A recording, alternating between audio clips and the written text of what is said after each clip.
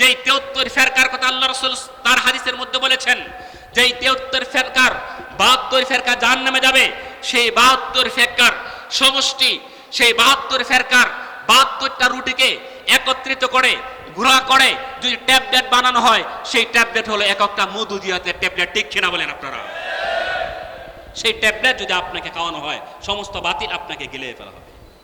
কিন্তু অত্যন্ত দুঃখজনক হলো সত্য, আমাদের তারুণ্যের আইডল, আমাদের বাংলাদেশের রাজনীতির ভবিষ্যৎ রাবার হিসাবে যাকে আমরা সামনে রাখতে চেয়েছি এবং স্বপ্ন দেখেছি যাকে কেন্দ্র করে, তার একটা রাজনৈতিক ভুল সিদ্ধান্তের কারণে যদি আমাদের তালবি ইলমরা এক ভিন্ন পথে পা বাড়ায়, আকীদার ক্ষেত্রে যদি তারা আপোষ করে ফেলে, আকীদার ক্ষেত্রে আপোষ করে কোনো মানুষ কি ইসলামের গণ্ডিতে প্রবেশ করতে পারবে?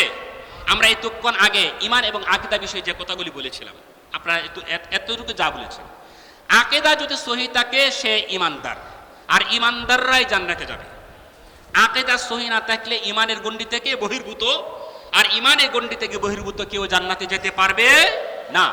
এজন্য আকীদার সাথে যদি আপোষ করে রাজনৈতিক স্বার্থ হাসিল করা হয়, তাহলে তার পক্ষে কি ঈমানের গণ্ডিতে প্রবেশ করা সম্ভব? কথা বলে না কেন? সম্ভব নয়।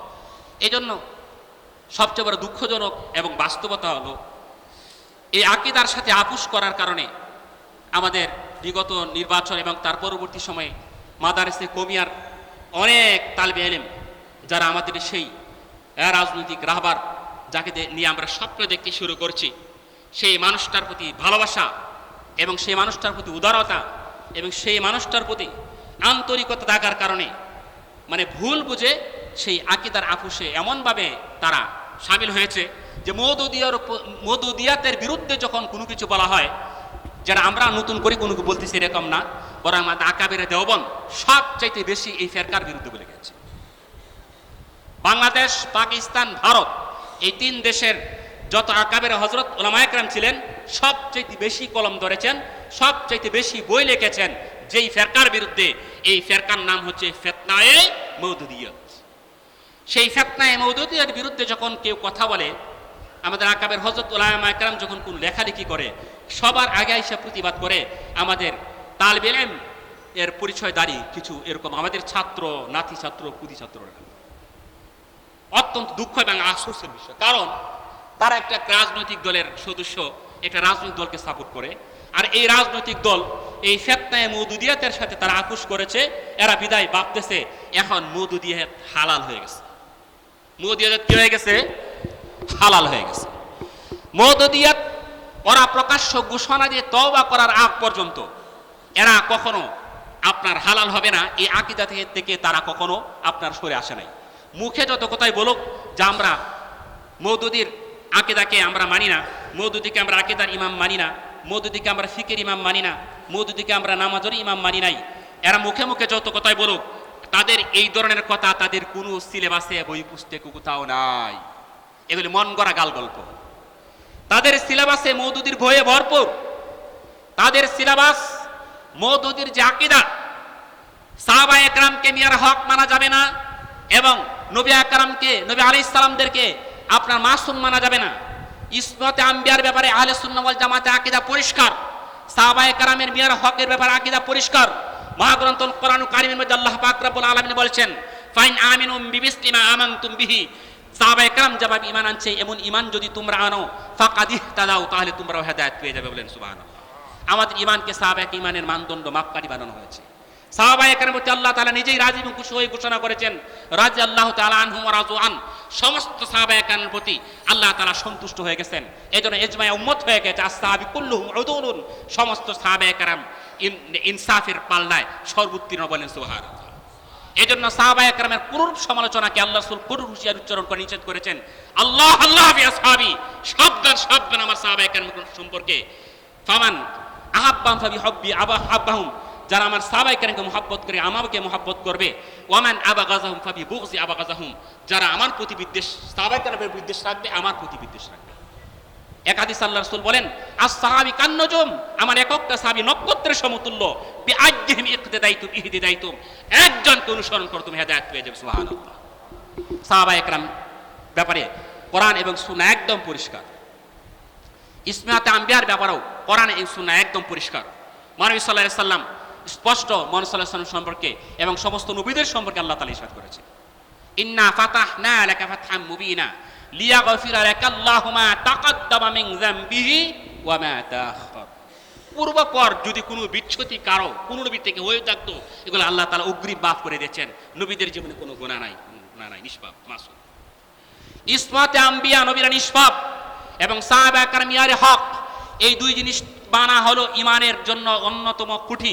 আকীদা আহলে সুন্নাহ ওয়াল জামাতের একটা বড় ভিত্তি। আপনি বলেন এই দুইটা যদি না মানি তাহলে সমস্যা কি?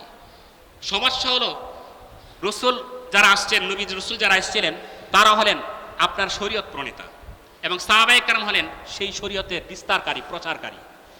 নবী রাসূল এবং সাহাবায়ে কেরামের প্রতি আপনার আকীদা যদি সহি না থাকে, তাহলে আপনি কোরআন এবং সুন্নাহ যে সহি এ কথার কোনো প্রমাণ আপনার কাছে থাকবে না।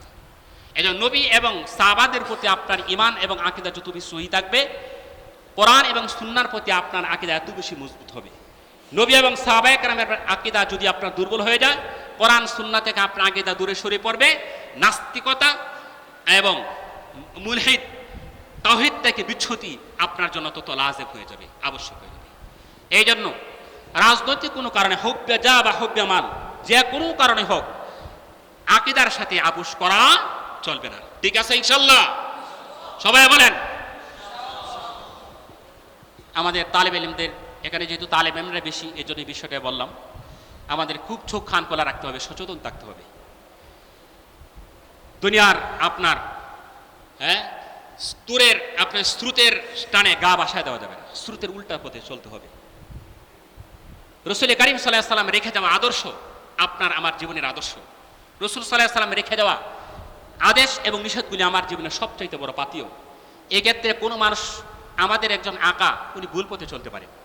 কওমি মাদ্রাসার সবচেয়ে, আমি কথার বলে শেষ করছি, কওমি মাদ্রাসার সবচেয়ে বড় আদর্শ এটাই, কওমি মাদ্রাসার কোনো একজন শীর্ষস্থানীয় কোনো মুরব্বীও যদি ভুল পথে চলে, ভুল আকীদার চলে, একজন শাহবাগে চলে গিয়েছিল, আমরা তাকে ছেড়ে দিয়েছি, ছেড়ে দেই নাই, নাম কি তার, আমরা নাম বলতে চাই না।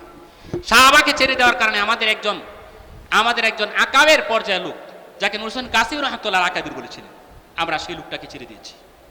সারা দুনিয়াতে তাবলীগের দায়িত্ব যিনি পালন করতেন, মুরব্বিয়ানা যিনি করতেন, সেই লোকটা আহলে সুন্নাহ ওয়াল জামাত থেকে তার আকীদাকে সরে নেওয়ার কারণে সেই লোকটাকে আমরা বর্জন করি নাই, আমরা তাকে বাংলাদেশেও আসতে দিই না।